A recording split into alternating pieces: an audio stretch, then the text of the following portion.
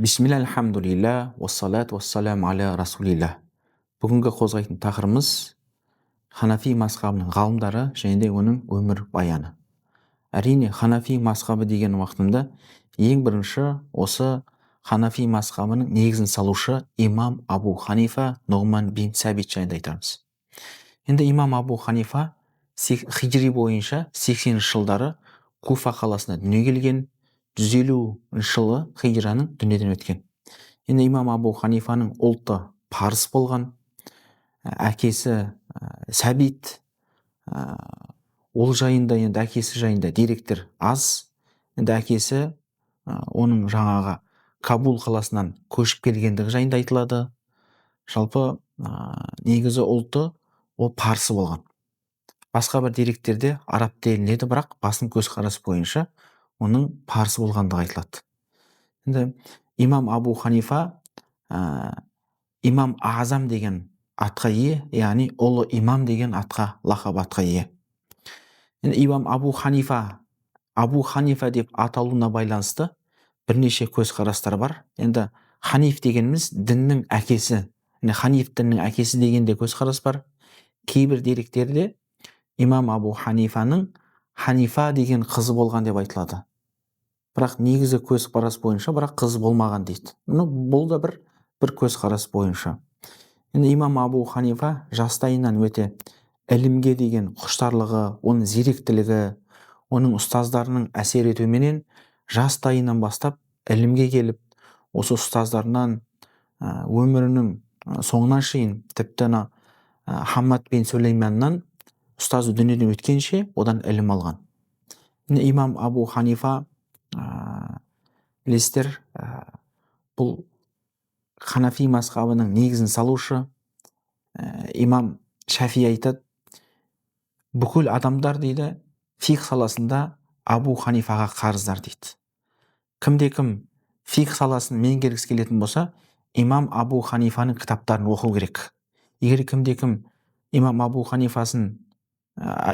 Ханифаның кітаптарын терең меңгермесе, ол фиқ ілімінде терең бойламағаны, және де фиқ ғалымы бола алмаған дейді. Осындай сөздер айтады. Имам Шафи айтады имам Абу Ханифа жайында. Имам Абу Ханифа өте тақуа, өмірін осы ілімге арнаған, осы шәкірттерді тәрбиелеумен айналысқан. Енді имам Абу Ханифа жайында мынандай бір қисса келеді. Оның тақуалығы соншалықты жоғары болғаны. Бірде имам Абу Ханифаға бір құл келіп айтады: ұлы имам, сіз жұма күні уағыз айтып жатқанда бір күніңізді осы құлды азат ету жайында бір уағызды арнасаңыз, мүмкін менің қожайыным осы сіздің уағызыңызды естіп мені азат етер деген ұсыныс айтады. Енді ол уақытта сондай құл заманы болған уақыттар болған.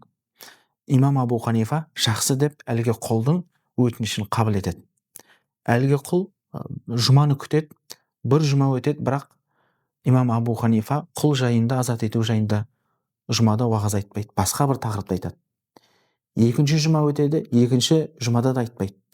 Үшінші жұма болған уақытында имам Абу Ханифа құлды азат ету жайында уағыз айтады.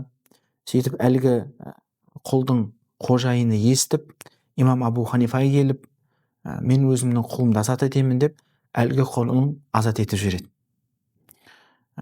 Кейін уақыт өте, әлгі құл келіп, имам Абу Ханифа айтады: ұлы имам, Алла разы болсын, мені қожайыным азат етті. Енді осы жерде мен бір сұрағым бар көкейімде. Мен сізге өтініш қылып едім, бірақ сіз менің өтінішімді үшінші жұмада барып айттыңыз. Соның сыры неде, білсем бола ма дейді. Имам Абу Ханифа айтады: мен сенің өтінішіңді қабыл алдым, бірақ мен 2 жұма бойы құлды азат етуге ақша таппадым дейді. Ақшамды жинап, құлды 2 жұмадан кейін барып азат еттім, одан кейін барып сол құлды азат ету жайында уағыз айттым. Егер мен бір құлды өзім азат етпей айтқан болатын болсам, бәлки ол уағызым әсерлі болмай, сен азат етілмей қалуың да мүмкін еді.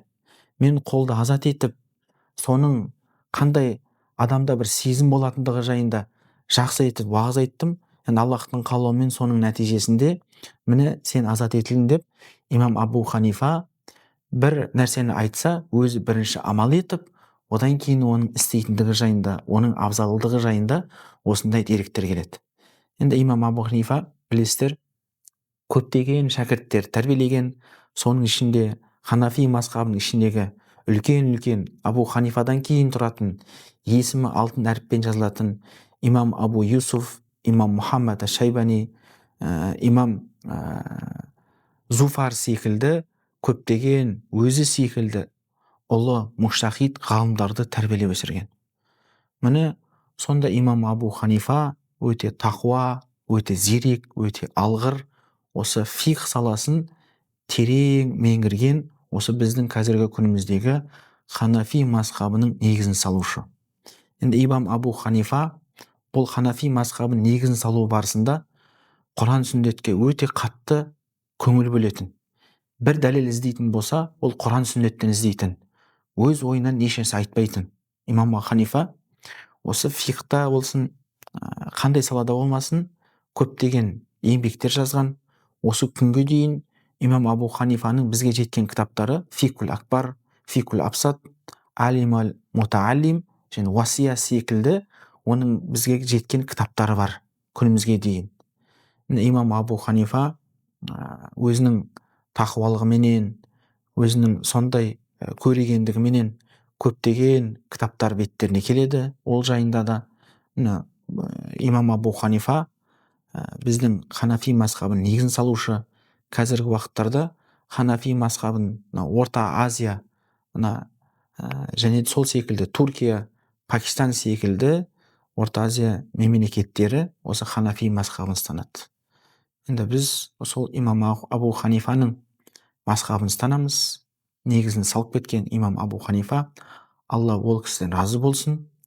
Осы Ханафи мазхабын кімде-кім үйренгісі келетін болса, имам Абу Ханифаның өмірбаянын, одан кейін оның шәкірттерін, және де ол кісілердің жазып кеткен, осы күнге дейін қалдырған кітаптарын оқыса, ол терең бір мазхабқа, осы Ханафи мазхабын меңгерген болып табылады.